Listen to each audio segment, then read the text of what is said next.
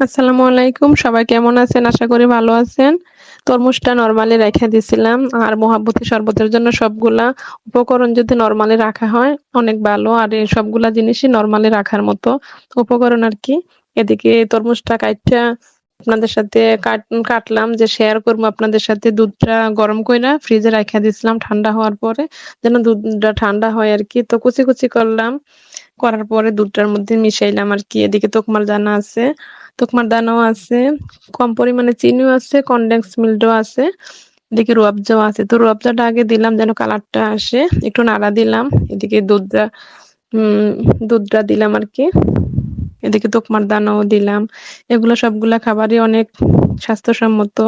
আর সারাদিন রোজা রাখার পরে এই শরবতটা খাইলে শরীরের জন্য অনেক ভালো। আর সারাদিন রোজা রাখার পরে ঠান্ডা একটা শরবত বা এরকম জাতীয় কোনো একটা কিছু খাইলে তো অনেক ভালো লাগে আরকি। তো এই রেসিপিটা আপনাদের সাথে আমি শেয়ার করলাম। কেমন হইছে জানি না। আজকে নতুন, আমি আর কোনো সময় বানাই নাই। আপনারা কমেন্টে জানাইবেন কেমন হইছে। অনেক স্বাদ হইছে খাইতে। যেহেতু ১ম বানাইছি, ভালোই লাগে। উমরও বলতেছে অনেক মজা হইছে। তো আমিও নিলাম, উমরও নিল। এদিকে আবার মিরাজ উপর থেকে মুইঠা নিয়ে আসছে। মুইঠার সাথে শুটকির ভর্তা, মাছের ভর্তা, গরম, গরম ধোয়া উঠতেছে। শুটকি তরকারিও। হাতে শুটকিগুলা দিছে ভাবি। অনেক মজা হইছে অনেক। আলহামদুলিল্লাহ। আজকে এতটুকুই। আল্লাহ হাফেজ।